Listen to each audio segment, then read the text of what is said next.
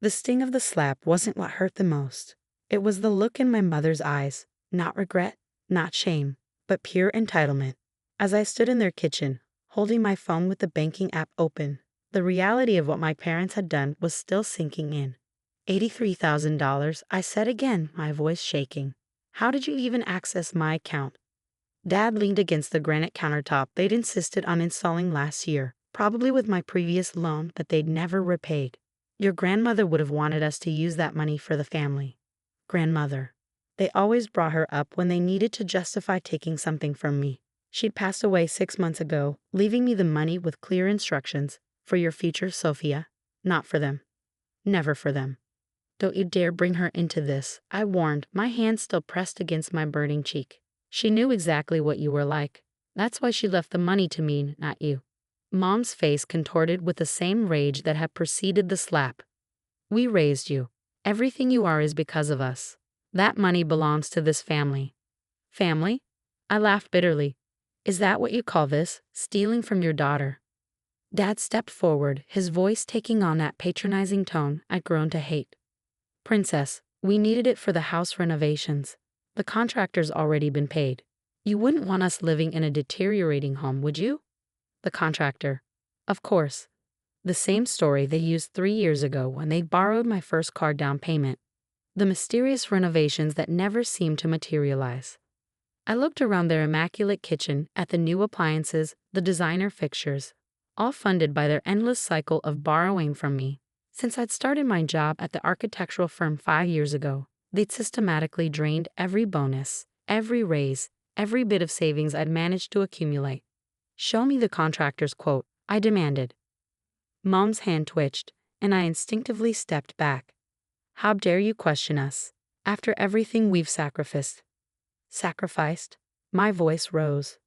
I'm the one who paid for your new roof last year. I'm the one who covered Dad's medical bills. I'm the one, whoa. Enough. Dad slammed his hand on the counter. What's done is done. The money's been spent. End of discussion. But it wasn't the end. Not this time, because what they didn't know was that grandmother hadn't just left me money. She left me something far more valuable. The truth. 2 weeks before she died, she called me to her nursing home. Check the blue box in my closet, she'd whispered. After I'm gone, not before, and don't tell them. I found the box last weekend while helping clear out her things. Inside were property documents, bank statements, and a letter that changed everything I thought I knew about our family home. My phone buzzed. A text from my brother, Marcus. Are you at their house? Don't let them know about the documents yet. I'm on my way. Marcus, the only one who'd escaped their financial manipulation by moving across the country 10 years ago. They'd written him off as the ungrateful son who abandoned his family. Now I understood why he'd left. The money better be back in my account by tomorrow, I said, picking up my purse. Mom laughed, a harsh, ugly sound. Or what? You'll call the police on your own parents? You don't have the spine. Try me. I headed for the door, then turned back. Oh, and those renovations you're planning? I wouldn't start anything just yet. Dad's eyes narrowed. What's that supposed to mean? You'll find out tomorrow. Both of you. As I walked to my car, their voices followed me. Mom's shrill accusations, Dad's attempts at manipulation. But for the first time, they couldn't touch me. Because tomorrow, everything would change. I drove straight to my apartment, hands shaking on the steering wheel. In my home office, I opened my laptop and pulled up the files I'd scanned from grandmother's box. Property deeds, transfer documents, and most importantly, the letter explaining everything. The truth was like a puzzle piece clicking into place. 25 years ago, when I was just a baby, my parents had been on the verge of bankruptcy. Grandmother had stepped in, buying the house to save them from foreclosure. But she hadn't just given it to them, as they'd always claimed. The property was in a trust with specific conditions. My parents could live there as long as they maintained certain standards, including financial responsibility and ethical behavior. If they breached those conditions, control would pass to the trust's secondary beneficiary. Me? A knock at my door made me jump. Marcus stood there, looking tired from his flight but determined. Show me everything, he said. For the next few hours, we pored over the documents. Marcus, now a corporate lawyer, confirmed what I'd suspected. This is legally binding, he said. They breached the trust conditions years ago. You could have taken control any time after turning 25. I didn't know, I whispered. He squeezed my shoulder. That's exactly what they wanted. But now, my phone lit up with texts from our parents. Mom, you're breaking this family apart. Dad, your mother can't stop crying. I hope you're happy. Mom, after everything we've done for you. Dad, this isn't how we raised you. Marcus read them and shook his head. Same old tactics. They haven't changed at all. No, I agreed. But I have. We stayed up late preparing everything for tomorrow. Marcus insisted on recording every conversation, documenting every transaction. They'll try to twist this, he warned. They always do. Around midnight, another text came, this time from Dad. We've thought about it. Maybe we can work something out. Come over for breakfast tomorrow. Family meeting. Marcus snorted. Family meeting. Their code for ambush. He was right. Every family meeting had ended the same way, with me giving in, handing over whatever they wanted. But not this time. I texted back. I'll be there at 9 a.m. with documents you need to see. Dad replied immediately. Documents? About the house. There was a long pause before his response. What about the house? You'll see tomorrow. I turned off my phone and tried to sleep, but memories kept flooding back. The first time they borrowed my savings for Dad's business venture that never materialized. The guilt trips when I'd hesitated to hand over my bonus. Don't you want your mother to have nice things? The constant emotional manipulation. Family takes care of family. Grandmother had seen it all. That's why she'd set up the trust. Why she left me the documents. Why she made sure I would finally know the truth. Marcus slept on my couch, his presence a comfort I hadn't realized I'd missed. Tomorrow would change everything, our family, our relationships, our future. But for the first time in years, I wasn't afraid. Because tomorrow, they would learn what grandmother had known all along. Sometimes the best way to help family is to stop enabling their worst instincts. And sometimes the strongest thing you can do is finally say no. As I drifted off to sleep, I could almost hear grandmother's voice. Show them who you really are, Sophia. Show them what strength looks like. Tomorrow I would do exactly that. At exactly 9 a.m., Marcus and I pulled into our parents' driveway. Mom was already at the window, her face tight with forced cheerfulness. She'd invited their longtime friends, the Wilsons, for support, her favorite audience when she needed witnesses for her performance as the devoted mother. Remember, Marcus whispered, they'll try to make this a show. Don't let them. We walked in to find a breakfast spread that would have impressed Martha Stewart. Mom's signature deflection tactic. Mrs. Wilson rushed to hug me, cooing, "Oh, sweetie, your mother told us about your little misunderstanding." I stepped back. This isn't a misunderstanding, and this isn't a social call. Dad emerged from his study, all business in his Sunday best. Sit down, princess. Let's talk this out like family. First, I said, placing my briefcase on the table, explain how you accessed my account. The room went quiet. Mrs. Wilson looked confused. Mom's smile faltered. That's not important right now, Dad said, waving his hand dismissively. What's important is... Marcus cut in. What's important is that you committed fraud. Again. Again? Mr. Wilson raised an eyebrow. Mom jumped in, tears ready. Our children are so cruel. After everything we've sacrificed. Robert, Helen, you know how we've struggled since Richard's business setback. You mean the business setback that Sophia paid for? Marcus pulled out a stack of bank statements, or the 3 other setbacks she funded. The Wilsons shifted uncomfortably. This wasn't the show they'd been invited to watch. That's enough. Dad slammed his hand on the table. This is family business. Exactly, I said, opening my briefcase. Let's talk about family business. Specifically, this house. Mom's face went pale. What about the house? I laid out grandmother's documents. The house that isn't actually yours. The house that's been in a trust since 1998. The house that, according to these conditions, now belongs to me. That's impossible, Dad sputtered. Your grandmother gave us this house. No, Marcus said quietly.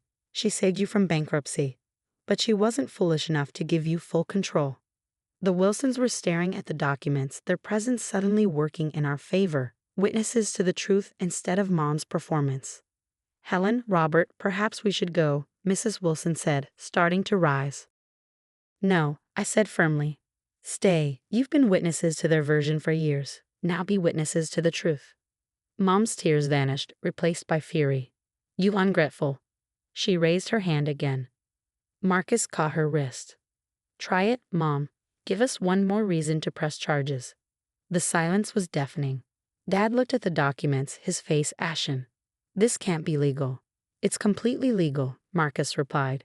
And given your recent theft, you've violated every condition of the trust. Theft? Mrs. Wilson gasped. $83,000, I said. Stolen from my account yesterday. Would you like to explain how you did that, Mom? Maybe tell the Wilsons about the power of attorney form you forged. Mom collapsed into a chair, her performance finally falling apart. Dad's hands were shaking as he read through the trust documents. You have two choices, I continued. Return my money by the end of today and sign the house over to me willingly. Or I go to the police with evidence of fraud. And we do this the hard way. You would throw your own parents out, Mom whispered. Like you threw Marcus up 10 years ago. Like you've been stealing from me for years. I took a deep breath. I'm not throwing you out. I'm taking back what's legally mine. What grandmother knew I'd eventually need to protect myself from you. The Wilsons excused themselves quietly, their decades-long image of our perfect family shattered. As the door closed behind them, Dad's facade finally cracked. We can't pay it back, he admitted. The money's gone. Gone where? Marcus demanded. Mom looked away. Investment opportunity, guaranteed returns. Another scam. I sighed. How much have you lost? Their silence was answer enough, not just my money, but probably their savings too. The same pattern, repeated endlessly. Sign the papers, I said, placing them on the table. Now, or we walk straight to the police station. And then what? Mom's voice was bitter. You'll throw us onto the street. No, I said quietly. You can stay, as tenants. With a proper lease, proper boundaries, and proper consequences if you break them. But you'll never control this house or me again. They signed. Not because they understood or because they were sorry, but because they had no choice. As Marcus witnessed their signatures, I saw something I'd never seen before in their eyes. Fear. Not of homelessness or poverty, but of losing control, of facing consequences, of finally being seen for who they really were. As we left, Mom called out, You'll regret this. Family is all we have. I turned back one last time. No, Mom. Family is what we choose to be, and I choose to stop this cycle. In the car, Marcus squeezed my hand. You did it, sis. We did it, I corrected. But it's not over, is it? He shook his head. They'll try something else. They always do. He was right. But for the first time in my life, I was ready for whatever came next. The aftermath was exactly as Marcus predicted. Within days, our parents launched a campaign of emotional warfare that would have impressed military strategists. Their tactics ranged from mass family emails detailing their suffering to orchestrated run-ins with relatives at the grocery store. The story they spread was predictably dramatic. Their ungrateful children had conspired to steal their beloved family home, leaving them destitute in their golden years. They conveniently omitted the part about stealing my savings or the trust's legal conditions. A week after the confrontation, Aunt Sarah called me. Your mother's in the hospital, she said accusingly. Her blood pressure's through the roof because of the stress you've caused. Really? I pulled up the house's security camera feed on my laptop. Because I'm looking at her right now, hosting a garden party in the backyard. The silence on the other end was satisfying. You're spying on them? No, I'm monitoring my property. The same property they're using to host parties while claiming to be too distressed to work. That shut down one avenue of attack, but they quickly found others. Dad started showing up at my office, playing the concerned father for my colleagues. Just trying to check on my daughter, he'd say loudly. She's been making some concerning decisions lately. After the third time, my boss, Jennifer, called me into her office. I braced for the worst, but she surprised me. I've known your father for 20 years, she said. Never trusted him. Want to tell me what's really going on? So I did. I showed her the documents, the bank statements, everything. When I finished, she nodded thoughtfully. Take next week off, she said. Paid leave. Get your legal affairs in order. And Sophia, she smiled. Next time he shows up, security will escort him out. But the real storm came from Mom's next move. She called a family meeting, not at the house, but at our local church. Pastor Mike, who baptized both Marcus and me, acted as mediator. "Your parents are deeply concerned," he began as we sat in his office. "They feel you've been influenced by worldly values, putting money above family." Marcus laughed darkly. Interesting perspective from people who stole their daughter's savings. Mom burst into tears. "We borrowed it. For the family. We've always taken care of this family." "No," I corrected. "I've taken care of this family since I was 22. Every crisis, every emergency, every investment opportunity. It all came from my account. Well, until you drained it completely." Pastor Mike looked uncomfortable. "Perhaps we could discuss a compromise." "The Bible teaches us about forgiveness." "The Bible also teaches about theft and false witness," Marcus interrupted. "Should we discuss those verses?" Dad stood up, his face red. "We're your parents. Everything we did was for you. The new BMW in the driveway was for me," I asked quietly. "The luxury cruise last month was for me. The gambling trips to Vegas were for me." Mom's tears dried instantly. "You've been checking our bank records. I'm your landlord now, and your spending habits affect your ability to pay rent, which, by the way, is 2 weeks late." The meeting ended abruptly after that. As we left the church, Marcus shook his head. "They'll never change, will they?" "No," I agreed. "But we have." That night, I received a text from an unknown number. It was a photo of me taken through my apartment window with the message, "Bad things happen to ungrateful daughters." I called Marcus immediately. "They're escalating." He was quiet for a moment. "Remember Cousin David? The one who works in cybersecurity?" "Yes." Sent him the text, and Sophia, "It's time for phase 2. Phase 2 was something we discussed but hoped to avoid. It meant going nuclear, full legal action, restraining orders, and public exposure of every financial crime they committed over the past decade. "They're forcing our hand," Marcus said. "Better to end this now than let it drag on." He was right. The next morning, I filed a police report about the threatening texts. Then I called a family meeting of my home. Not at the church, not at the house, but at the law office of Marcus's colleague, Patricia Wong. Mom and Dad arrived looking confident. That confidence lasted exactly 3 minutes into Patricia's presentation. "Financial elder abuse," she began, pulling up documents on a screen. "Tax fraud. Identity theft.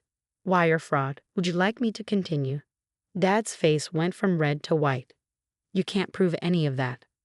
"Actually," Marcus smiled, "we can prove all of it. Grandmother didn't just leave us the house documents. She left us everything.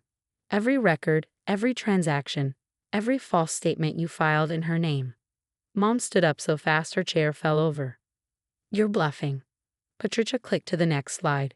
There it was, years of documented fraud, meticulously organized by grandmother before her death. "She knew," I said softly. "She knew everything. That's why she set up the trust. That's why she left us the evidence.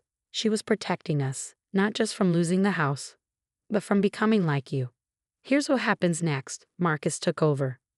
"You sign these papers agreeing to specific conditions. You stay in the house as tenants, but with strict oversight of your finances. You agree to counseling. And you never ever contact Sophia directly again. Everything goes through me or Patricia. And if we refuse?" Dad's voice was barely a whisper. Patricia smiled professionally. "Then I submit this evidence to the FBI's Financial Crimes Division. I believe they take a special interest in cases involving elder abuse." They signed. Not because they were sorry, not because they understood, but because finally they had no choice. As they left the office, Mom turned back one last time. "We only wanted what was best for the family." "No," I replied. "You wanted what was best for yourselves. There's a difference." Later that night, as I sat in my apartment, I found an old photo album. There we were, a seemingly perfect family. Mom, Dad, Marcus, and me, all smiling at some long-ago Christmas.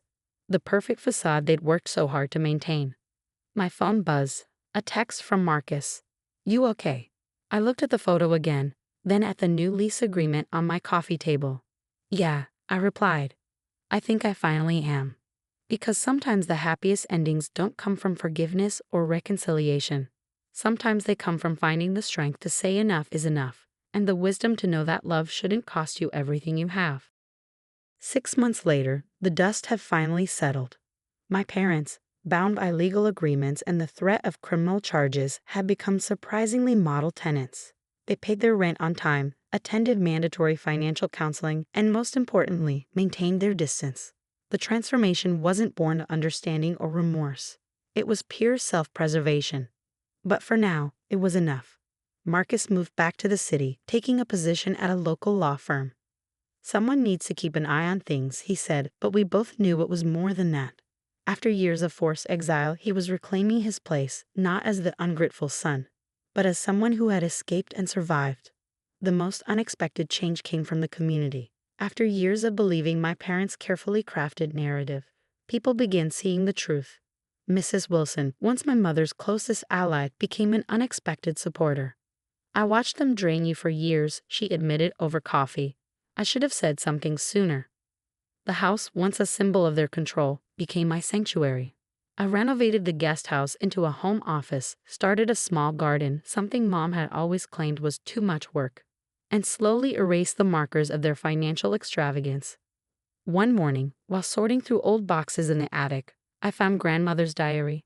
The last entry, dated just weeks before her death, read, "My dearest Sophia and Marcus, when you read this, you'll finally understand why I had to protect you the way I did. Some people never change, but that doesn't mean their children have to repeat their patterns. Break the cycle, build something better. I believe in you both." That evening, sitting in my new garden, I received an unexpected email from Peter, my cousin who'd been estranged from the family for years after refusing to loan my parents money. "Heard what happened," he wrote. "Welcome to the other side. Dinner soon." Life settled into a new rhythm. My parents lived in the main house, our interactions limited to necessary business communications through Marcus or Patricia. They didn't love it, but they'd lost the power to demand more. The $83,000, we never recovered it all, but that wasn't the point anymore. The real victory was breaking free from the cycle of financial and emotional manipulation that had defined our family for generations. Last week, I received a letter from Mom, properly sent through Patricia as required. Inside was a check for $5,000 and a note. A start on what we owe, not asking for forgiveness, just trying to do better. I framed the note but returned the check. Some debts can't be repaid with money, and some trust can never be fully restored. The best we can do is learn from the past and build stronger boundaries for the future. Marcus and I had dinner at my garden last night, watching the sunset over the house that had once been both a prison and a battlefield, but was now simply a home. "Do you ever regret it?" he asked. "Taking such a hard line with them." I thought about Grandmother's diary, about years of theft and manipulation, about the strength it took to finally say no. "I regret that it had to happen," I said. "But I don't regret standing up for myself. Some people call it harsh, but sometimes harsh is necessary." He nodded, understanding completely. Today, I planted new roses in the garden, something lasting, something mine. As I worked, I saw Mom watching from the upstairs window. She didn't wave or try to come out, and I didn't acknowledge her. Some distances need to be maintained. But I did smile, not for her, but for myself. Because finally, after all these years, I was no longer the ATM, the safety net, or the guilty daughter. I was just Sophia, planting roses in my garden, building a life that was completely, unquestionably my own. And that, more than any amount of money, was worth everything.